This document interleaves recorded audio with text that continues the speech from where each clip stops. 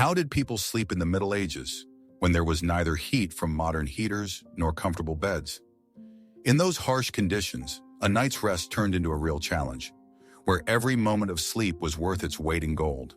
This story will take you to the dark halls and cold huts of centuries long past, where sleep was a luxury and survival was a daily struggle. Subscribe to the channel to immerse yourself in the realities of medieval life and understand how even the simplest process, sleep, could become a heroic feat. Medieval people rarely slept all night long. Their night was divided into two distinct periods.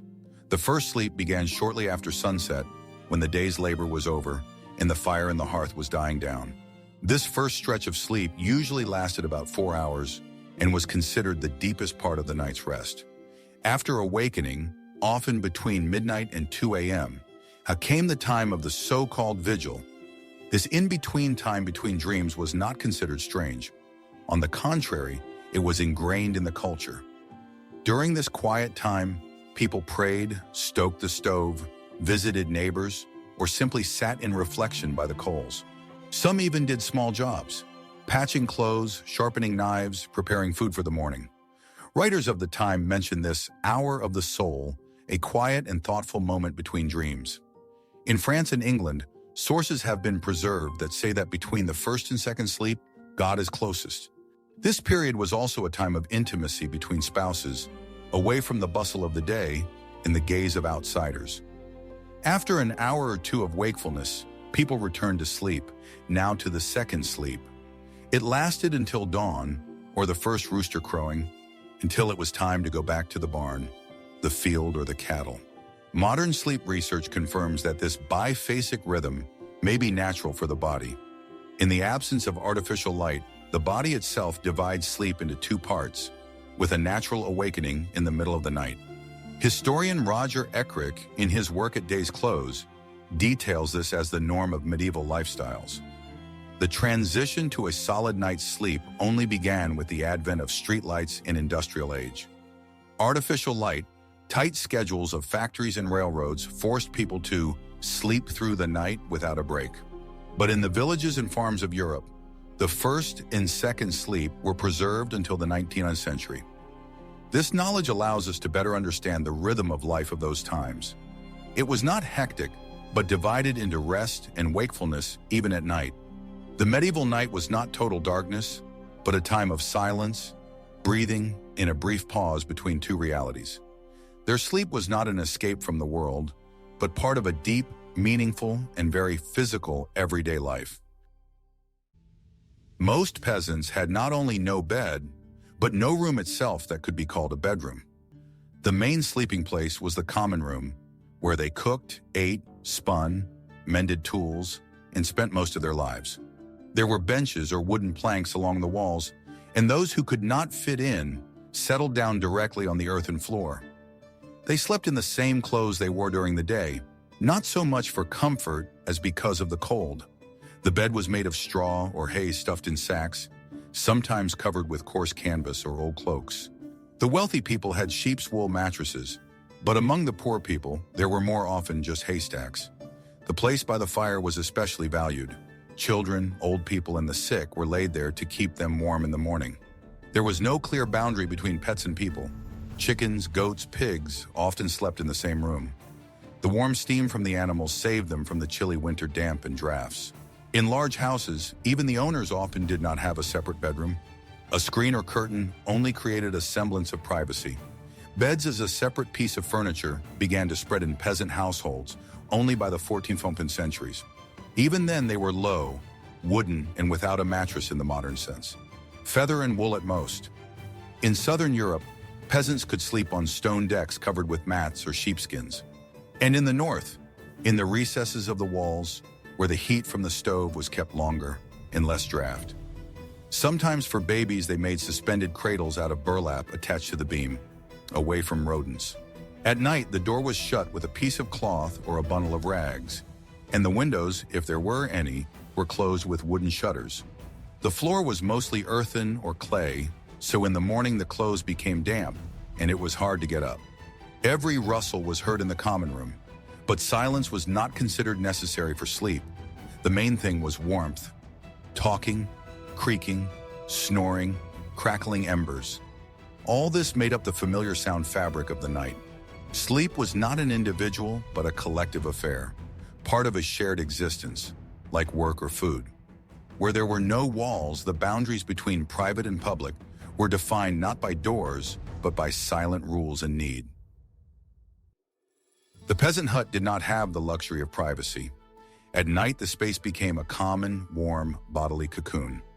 Husband, wife, children, infants, old people, all laid side by side along the wall or by the stove, close together, shoulder to shoulder.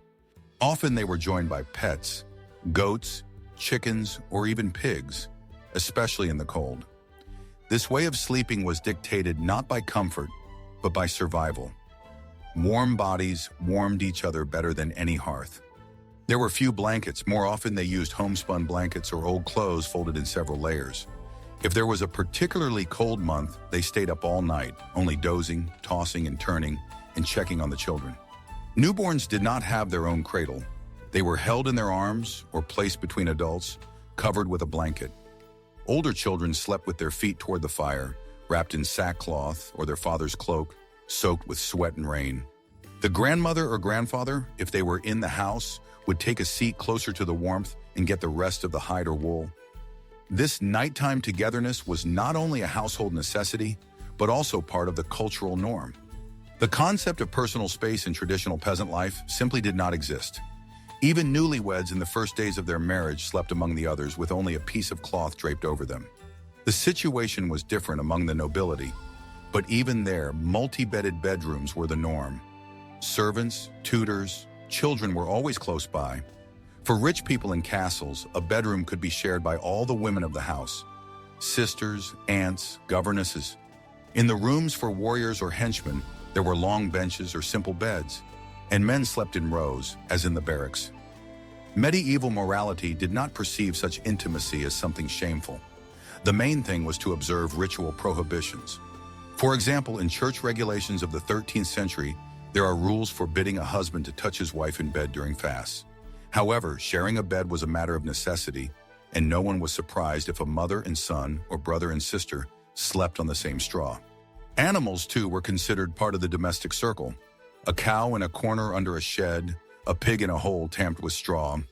Their breath and warmth played the same role as walls, which were often lacking. Sometimes 2 or 3 families lived in long huts, and children, not knowing the other, grew up in this collective sleep. Such a joint sleepover gave birth to a special bodily literacy. Everyone knew where his hand was, where not to push the grandmother, not to push the child. Laughing, talking, coughing, and whispering into the night, everything was part of this lively, many-voiced dream. It was only in the dead of night, when everyone finally fell asleep, that a lull was brought, in which breathing and crackling embers could be heard. It was not just a dream. It was a form of kinship, tired and strong, rooted in body and labor. And even if no one slept as well as a man of the 21st century dreams, but every morning they woke up together and lived on. In a medieval village hut, there were no feather beds or springs. Instead, anything that could soften the stiffness of boards or compacted earth was used. The most common variant was straw. It was placed in sackcloth, old linen, or simply piled on the floor. The straw was rarely changed, once a season, and sometimes even less. And by the end of the winter, it turned into a compacted, prickly bedding full of crumbs, dust, and insects. Those who had the opportunity put sheepskins or pieces of coarse wool made at home on top. The pelt not only kept them warm, but also repelled fleas and bedbugs. The smell of sheepskin overpowered the human odor. The softness of such a bed was questionable, but the peasants were satisfied with it. The body got used to rigidity from childhood. In the warmer seasons, they used bundles of dry grass, moss, or even old rags gathered in one big bale. Poor families often slept directly on the planks with only a shirt and a hand under the head instead of a pillow. In some regions of Europe, they used reed mats or linen mattresses filled with rotten hay, a cheap but short-lived solution. There are known cases when in one corner of the hut they specially raised a floor on logs, a wooden podium to protect from dampness. On such a podium, they laid rag cushions and put burlap between the boards to keep the air from blowing. This structure was called a top chan, or simply a bedstead. It was built next to the stove to utilize its residual heat. Wealthy townspeople had real beds in their homes, but even they were often without a mattress in our understanding. A large canvas bag stuffed with feathers or wool, if available, was often used. But even such feather beds required regular beating and airing. Otherwise, parasites would breed and rotten odor would appear. Sometimes wattles were used, sleeping nets stretched on a wooden frame, on which straw mats were placed. Such structures were especially popular in southern Europe, where not as much insulation was needed. Monasteries and soldiers often used coarse cloth sacks filled with dry earth or ashes when on a campaign. The planks themselves, especially in cold buildings, did not insulate heat and easily froze, so an additional layer of cloth was often placed under the feet. To avoid back pain, they used special padding, twisted bundles of wool that were placed under the lower back. In the northern regions, for example, in Scandinavia, boards were used, on top of which skins of northern animals were placed: moose, bear, wolf. Such skins were saved, passed down, and used only in the harshest winter or for children. The Slavic lands also used homemade flooring made of hemp, woolen rags, often with traces of soot and kiln dust. This way of making a bed was not only a forced measure, but also a part of folk craftsmanship. Housewives sewed the bags themselves, dried the straw, stuffed and cleaned it. It was they who chose which herbs to add to the hay, chamomile, wormwood, or St. John's wort, to repel insects and sleep better. This mattress was not durable, but was the result of experience, adaptation, and peasant ingenuity. It did not have the coziness to which descendants have become accustomed, but it had what was needed to sleep after a hard day. Warmth, though rough, and fatigue, which put one to sleep faster than any comfort. They slept deeply, body in body, surrounded by the smells of the earth, animals, and the stove, knowing that tomorrow there would be work again and straw again. In winter, medieval man did not know either down blankets or fleece. He covered himself with whatever he managed to save, sew, or get during the summer. The most common were old woolen capes, traveling cloaks, and scraps of coarse linen inherited from parents. If the cloth was too thin, it was folded in several layers, tied with a rope, and placed on the chest, legs, or back to keep at least a little warm. Peasants often used sacks, linen or hemp, from grain or flour, carefully turned out and stuffed with straw or rags. Some families collected scraps of old clothes and sewed them into patchwork blankets, in which every patch was a reminder of hard times. Handmade woolen sheepskins were considered almost a luxury, especially if they were whole and soft. They were kept as an inheritance. In the north of Europe, skins of larger animals were used: goats, wolves, bears, warm but heavy, with a characteristic odor and fatness. They not only kept warm, but also repelled insects, for which they were especially favorite in winter in the hut, where fleas often lived. Women dried and treated the hides according to their own recipes. Some rubbed them with salt, others with bark tinctures to kill the odor. Sometimes even straw mats were used. They were placed not under the body, but on top as an insulating layer, especially during severe frosts. It was known that dry straw was warming, and when combined with cloth, it created an almost complete blanket-like layer. Some sewed long sleeves of cloth, stuffed them with wool or hay, and laid them along the body to avoid heat leakage at the edges. In monasteries and the homes of the wealthy, thick woolen fabrics such as cloth or drab were used, either purchased from weavers or exchanged for food. These blankets were often dyed in dark colors such as maroon, brown, and blue because they stayed on longer and seemed warmer. In the winter months, monks covered themselves with long robes, even at night, because blankets were scarce, and the cold was almost as cold as in the fields. Often the whole family was covered with one big cloth, under which they climbed together, lying tightly against each other. The warmth was transmitted by their bodies. The children were tucked in between their parents or under a blanket, wrapped up with their heads like a cocoon. Otherwise, their cheeks would freeze. In especially hard winters, goats and puppies were also taken under the blanket. Any warm creature could help keep warm. There was a belief that if you shared a shelter with someone, winter would not take you. This folk wisdom was passed down in tales and proverbs. Some families used fabric partitions to make a compartment-like compartment. It was easier to keep warm, and the fabric served as both walls and blankets. More affluent people sometimes ordered thick curtains over their beds. Canopies were to keep out drafts and keep the air warm. Ancient images show that even kings slept under several layers of cloth, often with fur pads and capes on top.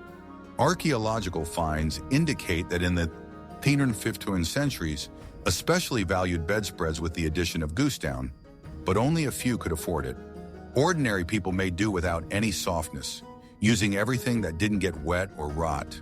Every last flap. This kind of life taught creativity. A person looked for warmth not in comfort, but in remnants, in layers, in the bodies of loved ones, in skins and old jackets. Warmth was obtained from labor, from proximity, from the ability to put everything on oneself at once, from an old shirt to a piece of sackcloth. Even half a sheepskin or a simple rag could become a blanket if it was freezing outside and the stove was cold. And in spite of all this, sleep still came, because my body was tired to the limit and my head knew that I had to get up again in the morning. And so he had to cover himself as best he could and sleep, under a skin, under a cloak, with a dog at his feet and the cold outside the wall. When winter crept in before sunset and the walls began to breathe ice, people looked for any way to keep warm, even before the invention of stove warmers. One of the simplest and most reliable methods was to put hot stones or bricks in bed, an essential part of winter life. They were heated in a stove or over a fire, then wrapped in rags, old cloth, burlap, or skin so as not to burn the skin. These homemade warmers were placed at the feet or in the center of the bed a few minutes before bedtime to warm the straw, boards, or skins. On particularly cold nights, they were pressed against them at once, carefully, trying to make the most of the heat before it escaped into the darkness of the night. In the north of England and Scandinavia, this method was considered almost a ritual and even had its own rules. Children, a smaller stone. Women, 2 small ones. Peasants often used bricks from destroyed stoves or stones from the river. Flat and rounded, such bricks heated up quickly and cooled down for a long time. Historians have found traces of soot and soot on old blankets and boards, indicating that such techniques were often used. Stones not only warmed the body, but also protected it from dampness. If the bed was wet, their heat evaporated the excess moisture. This was especially important in thatched or earthen dwellings, where water could come from below and cold could come from all sides. Some families put a few hot stones in large pots and left them in the headboard, a kind of heating for the night. In monasteries and castles, more sophisticated variants were used: metal foot warmers, boxes with coals wrapped in cloth, which later became the bed warmer. But metal was rare in peasant homes, so stone remained the main helper in the winter struggle for warmth. Women were careful to keep order. To prevent children from getting burned, hot stones were placed in the far corner of the bed and covered with thick cloths. Sometimes the stones were used during the day. They were placed on their knees while they were spinning or mending nets, especially for old people or those who could not stand the cold well. In winter campaigns, soldiers took smooth stones with them to warm their hands in the halt, and at night they were placed under their cloaks on the ground. There is evidence that during the 100 Years' War, soldiers of the Anglo-Norman armies used a similar method of heating in camps. In Russia and Eastern Europe, hot stones were used in baths and in everyday life. They were called lezhny or kamenka, depending on the region. Some herbalists even insisted on treating pain with hot stones.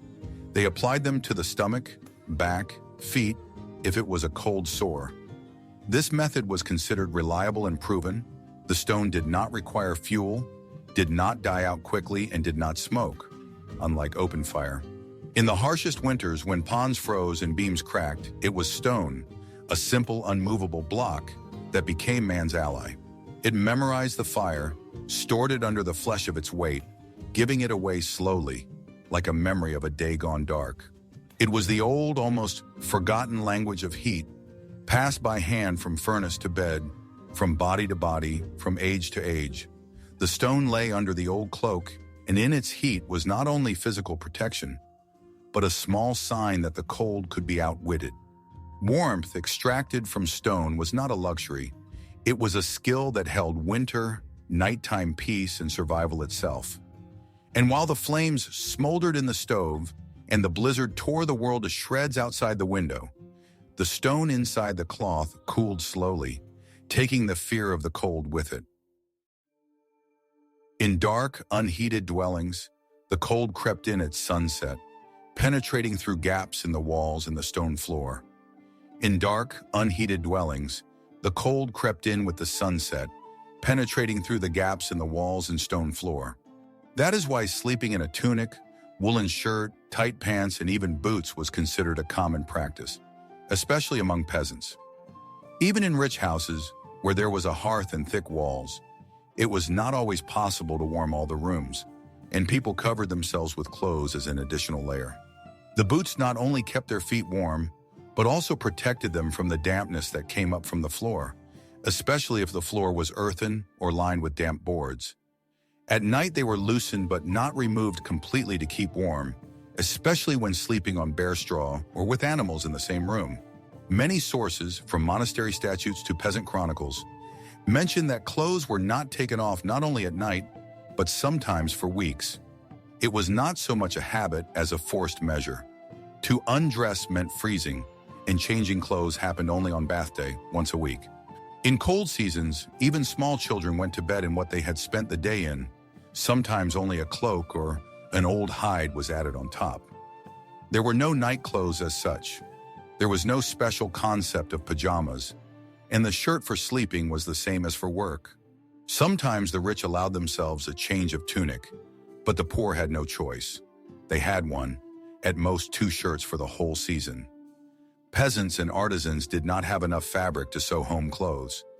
Every piece was used wisely, often restitched and darned. Boots were especially important in winter, because even in the morning one had to go out into the yard at once, without time to warm up. Sometimes it was necessary to go out at night, for water, to the cattle, to the neighbor's call, and sleeping in boots shortened precious minutes. In the army and on campaigns, it was a compulsory order in general. To sleep in boots meant to be ready for alarm or battle. Even monks by statute obliged to observe moderation. In the northern monasteries often did not take off their shoes at night, out of necessity, not out of liberty. Historian Jacques Le Goff mentioned that during the winter months, monastery cells were as cold as village huts, and the brethren slept in work clothes. In the records of the English chronicles of the 14th century, there are mentions that after a plague epidemic and a sharp cold snap, peasants began to sleep directly in street clothes. Fur capes, old tulips, sheepskins, all of these were put on top of the main clothes, creating a multi-layered protection from the night's cold. It was believed that the body itself would warm up the clothes, especially if lying down with legs bent and arms pressed to the chest under a cloth or a cloak. Domestic advice from elderly village women even included recommendations on what clothes were best to sleep in to avoid catching cold. Sometimes boots were taken off at night and placed under the head as a pillow, but more often they were left on, especially if the floor might be damp or cold. It was practical because in the morning the dwelling became especially chilly, and it was almost impossible to warm up the body from scratch. Many people knew that to get sick at night meant to lose the strength to work, and in those times one could not survive without work. So the habit was born, inherited from the fear of the cold, of keeping on everything that warms and not losing a single bit of warmth. Sleeping in clothes and shoes was not a wildness, but an ancient survival strategy, tested by centuries and thousands of bodies curled up on the straw by the stove corner. And even when morning came into the room, the clothes remained on the body, like armor, not giving the cold a chance to enter.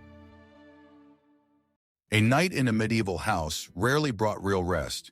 Rather, it was a series of anxious slumbers, interrupted by itching, rustling, and one's own cough. One slept half-eyed, because at any moment one could feel the bite of a flea, hear the rustling of rats in a corner, or a nocturnal eater making his way to the hearth.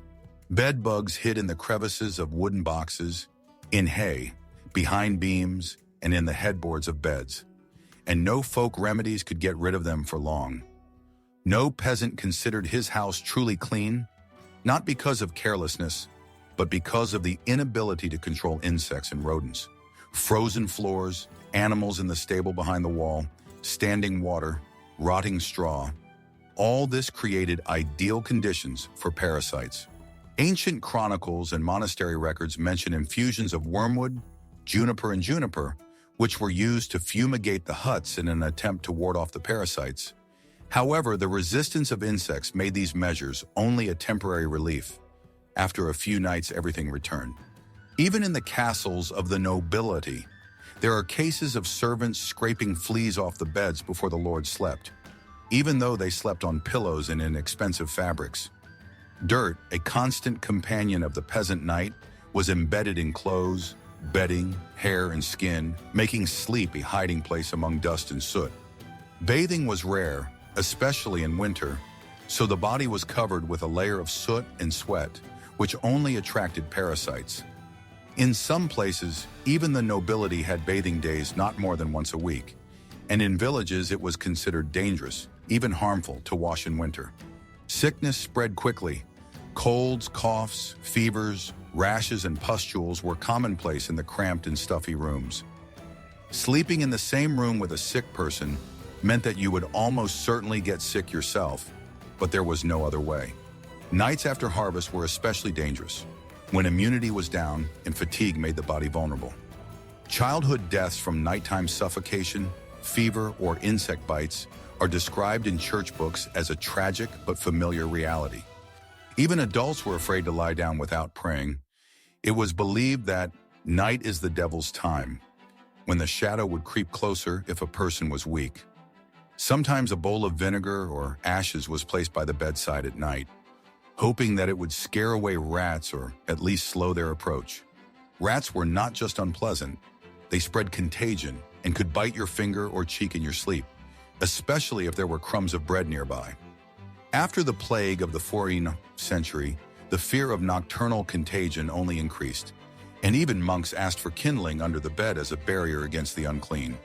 In some parts of Europe, a knife or iron staple was placed at the headboard, not for defense, but for superstitious protection from disease and evil. Coverlets and straw were often shaken out during the day, not for the sake of cleanliness, but to let them air out from moisture and insects. But that didn't help. The night brought dampness again, and with it rottenness, followed by another infection.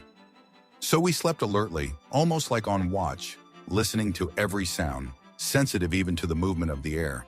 Sleep was not a time of recovery. Rather, it was another battle, silent in the dark, against cold, dirt, and living threats. The body rested only partially, and the mind remained alert, like a watchman guarding his vulnerable fortress. And in this tension, the nights passed slowly, anxiously, with the hope of only surviving until dawn without a bite, without a cold, without new ailments. Night in the Middle Ages was rarely perceived as a time of peace. It was a time of fear, mystery, and the unseen. With the setting of the sun, the realm of darkness began, where ordinary laws gave way to the unknown and dangerous. It was believed that it was at night that the spirits of the dead, demons, witches, and other dark forces roamed the world, which were held back by light during the day. To protect themselves from evil, prayers were recited before going to bed, most often Pater Noster and Ave Maria. At the headboard of the bed, they put consecrated salt, a bundle of St. John's wort, or, if possible, a drop of holy water. Some families nailed iron nails in the shape of a cross to the door, which was believed to ward off evil. A cloth with an embroidered symbol of the cross or a rune of protection was hung on the windows. These amulets were passed on by inheritance. In the corners of the house could leave smoldering coal from the hearth. The fire, even dying, was considered the guardian of life. There was a belief that an empty jug left overnight could attract spirits. It was always put away. Especially dangerous time was considered the period between the first and second sleep, from about midnight to 3. It was at this time, according to legend, that witches flew to the Sabbath, and the souls of the dead could return home. People tried not to get up unnecessarily. If they did, they took a candle and whispered prayers. In some villages, it was customary to leave a piece of bread on the windowsill, for souls seeking comfort. This was both an act of mercy and a rite of protection, to placate those who could do harm. Monks recorded cases of nocturnal attacks on sleepers. Suffocation, fear, hallucinations were attributed to demons. Modern historians believe that it was sleep paralysis or night panic, but for medieval man it was a sign of the devil's presence. There are known cases when a person woke up with scratches or bruises. It was believed that these were marks of a demon or the coming of a witch. In chronicles, one can find stories where husband and wife accused each other of witchcraft because of nightmares. In the villages, there were night watchmen, not only to guard against thieves, but also as protection against evil forces. These watchmen carried a cross or a consecrated baton, went around the houses and said prayers aloud. This added a sense of security to the community, even if it did not bring real protection. Children were forbidden to look out the window after sunset.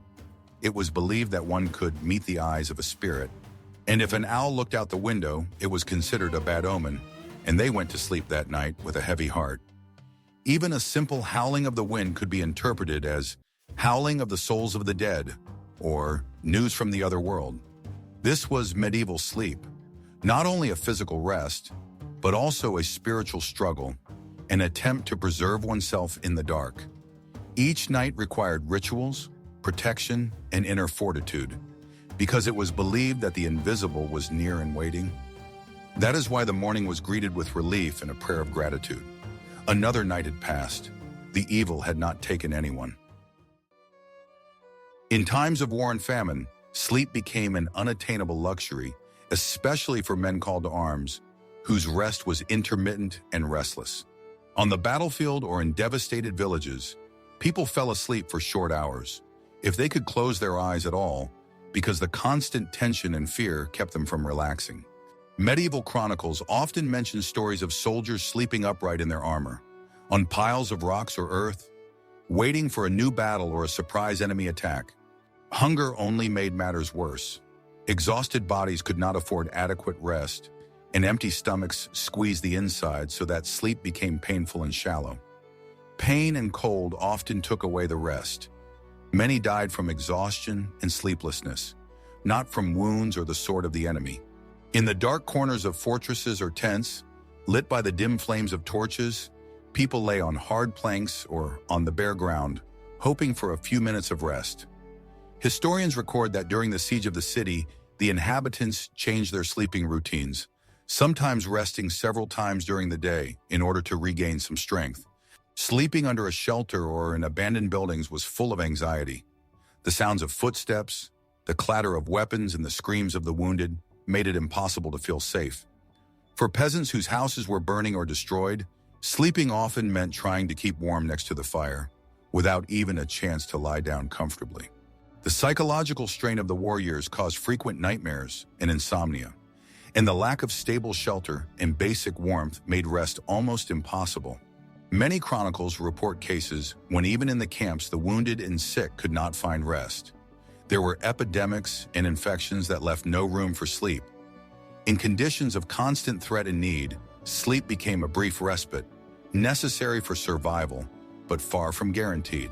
Some warriors were known to carry around small bags of herbs, hoping that the smell of lavender or chamomile would help them sleep for a little while.